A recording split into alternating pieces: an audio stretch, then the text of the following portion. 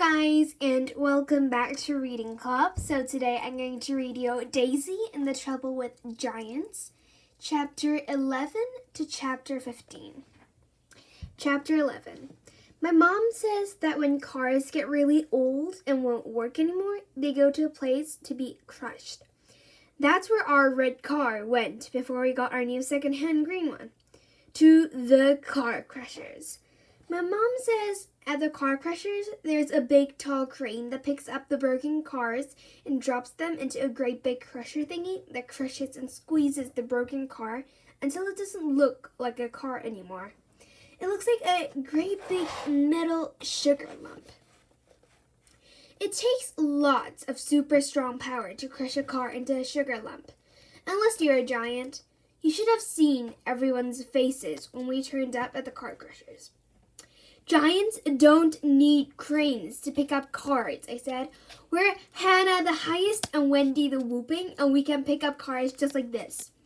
Everyone at the car crushers watched in amazement as I put down my shopping bags and picked up our old red car in both hands. Giants don't need a car-crushing thingy to crush cars with either, I said. I can do it with my fingers just like this. Then all the teensy people who worked at the car crushers watched in amazement as I crushed our old red car into a sugar lump shape with my bare hands. As the car squashed inside my fingers, loads of rust fell off it and sprinkled like paper onto all the people below. But we did not eat anyone. We just took it in turns to crush cars with our bare hands instead. Crushing cars with your hands is brilliant. Wendy the Whooping crushed 2,050 cars in hers, and I crushed 2,051 in mine, plus an army tank. Everyone at the car crushers thought we were the best car crushers ever, because we squashed everything much smaller than they ever could have done. Plus, their car crusher thingy couldn't do army tanks. The trouble with crushing army tanks with your bare hands is it gives you giant splinters. So we went to the doctor's next.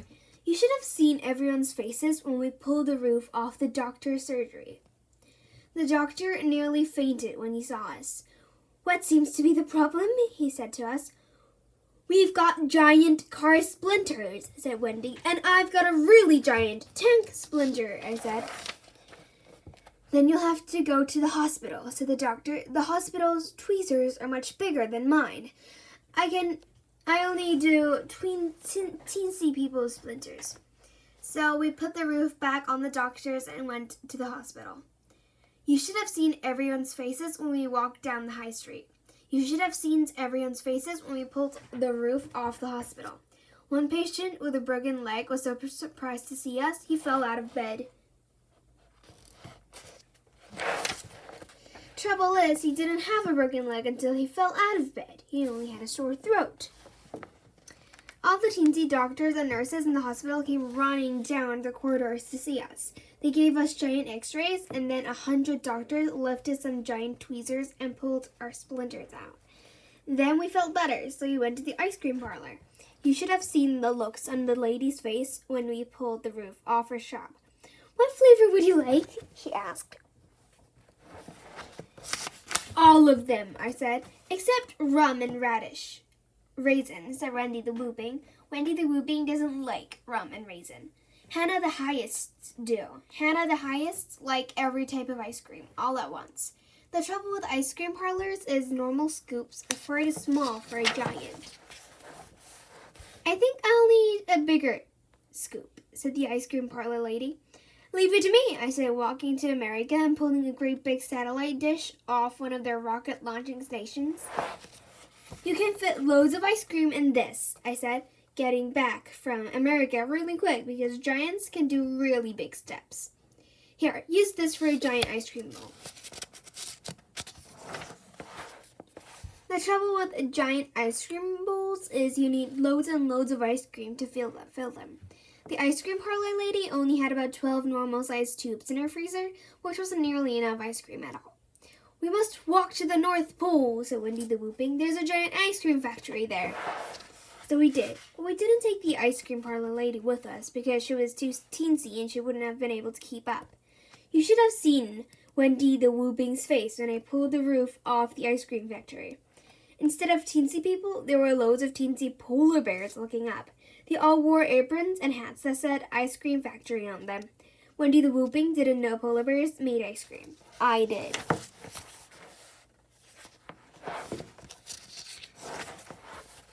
When the polar bears saw that we were kind and beautiful giants, they offered to make us a special giant-sized ice cream each. I had an orange lolly that was 100 meters long, and Wendy the Whooping had a cone with a chocolate flake in it as big as a tree. The polar bears said that all their ice creams were free to giants and that we can have another one if we wanted. But we told them that we had to get back to England pretty soon. I got back to England first, and Wendy the Whooping got back to England second. And then we had a race to see who can get back to Gabby's back garden first. Gabby took 10 seconds, but I took 5 because I knew a shortcut over some really tall buildings. Gabby said I couldn't have taken 5 seconds because walking from England to her back garden in 5 seconds was impossible. Which means she was jealous again, but I didn't say anything because I didn't want to hurt her feelings. Then she said I wasn't allowed to be the highest and the strongest, and the fastest giant as well. So I said if she'd let me be the highest and the strongest and the fastest again, next time we went to the North Pole, she could have the nicest, excitingest, giantest ice cream. But she said she had already had the nicest, excitingest, giantest ice cream because cones with ice cream and flakes in are better than boring old lollies. So I said lollies weren't boring, but she said lollies were boring, especially orange lollies. So I said mine wasn't normal orange, it was fizzy giant orange made to a special fizzy giant recipe. So she said her flake had special giant sprinkles on it that changed flavor when you put them in your mouth. Then I said my lolly had special giant sprinkles on too, but they were inside the lolly so you couldn't see them. Then she said I didn't, so then I said I did. And then she said I didn't, and then I said I did. And then Gabby's dad said my mom had just rung and it was time for me to go home. So we had to stop arguing about ice creams after that. And we had to stop pretending to be giants too, which was probably a good thing, because Gabby was obviously getting tired. Chapter 12. When I got home from Gabby's house, my mom asked if I had a good time. I said, apart from Gabby being a bit jealous, we had a brilliant time, and that pretending to be giants was the best thing on earth. I said, please could Gabby come with us to Nanny and Grampy's because we still had loads more giant games we needed to play. I so wish Mom had said yes, because I'm sure I wouldn't have got into trouble at Nanny and Grampy's house if I had Gabby to play with. Well, at least not that much trouble. Trouble is, she didn't say yes. She said no. She said Gabby and I could play giants again at school on Monday instead. I said Mrs. Peters wouldn't let us. But Mom said she didn't mean in the actual classroom during lessons. She meant we could play giants in the school playground at break time, which is nowhere near long enough to play giants. That's the trouble with break times at school. They're about 5 hours too short.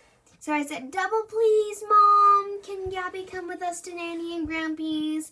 And then I said, triple please, Mom. Can Gabby come with us? Then I tried giant, triple, double, double, please, Mom. Can Gabby come with us?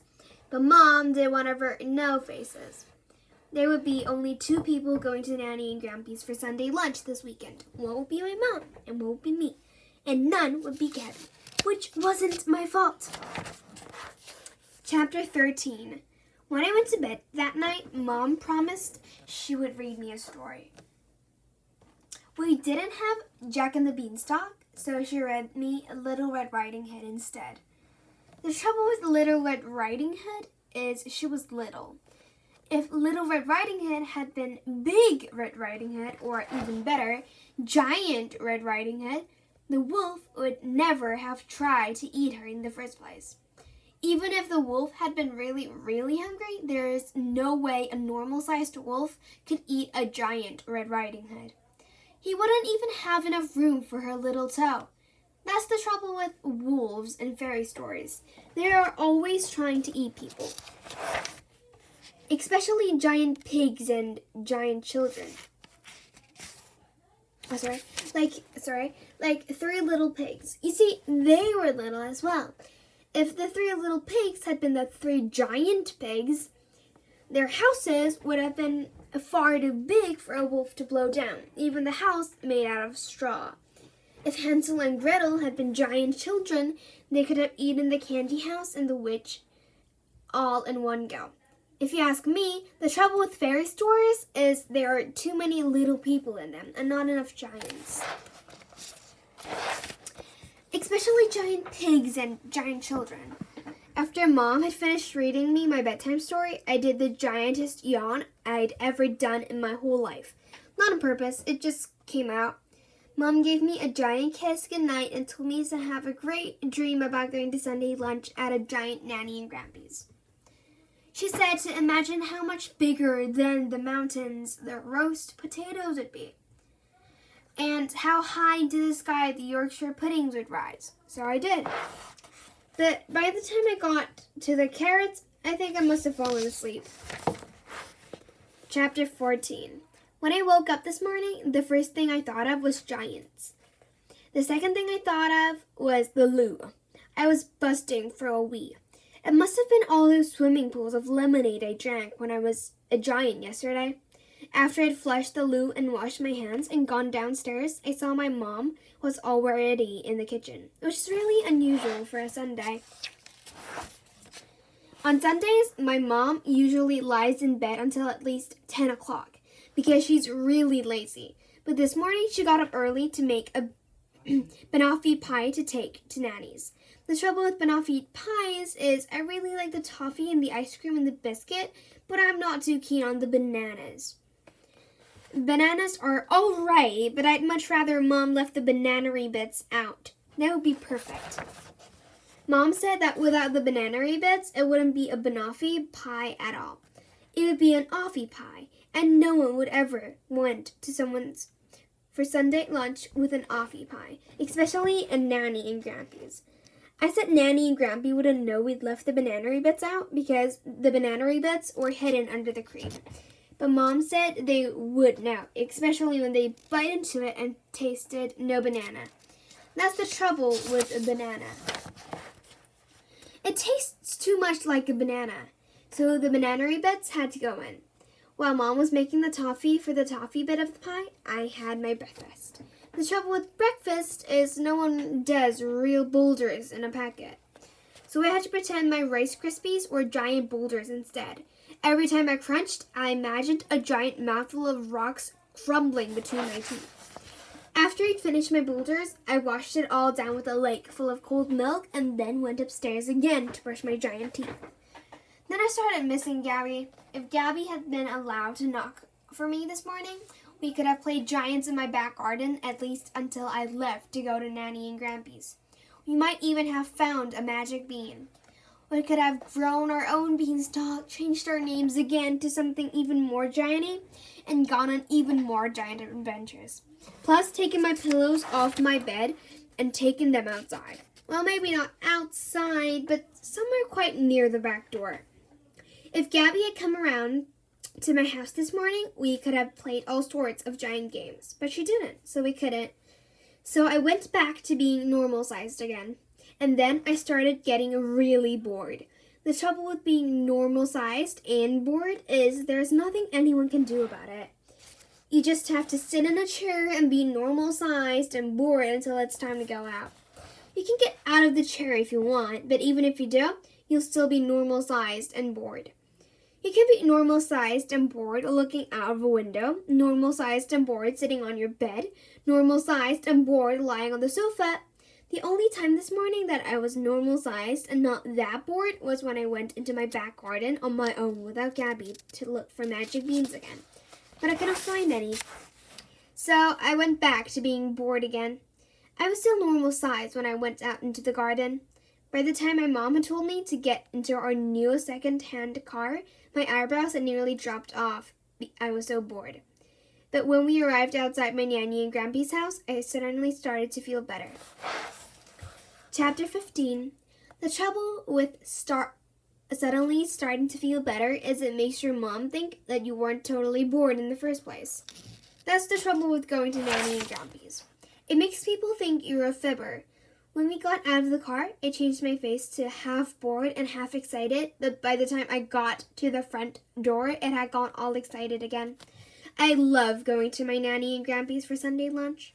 I love the smell of gravy when we walk in and the sound of their electric carving knife.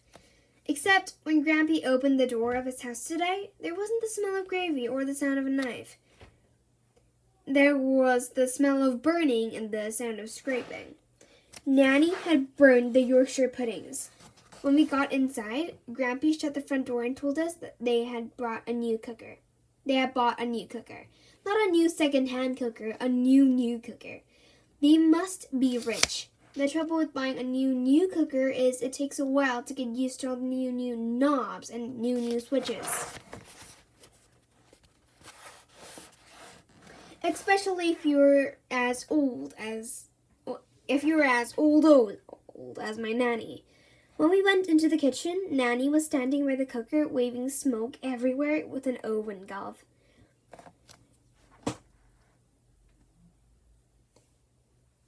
She had burned the Yorkshires and the roast potatoes and all the vegetables too,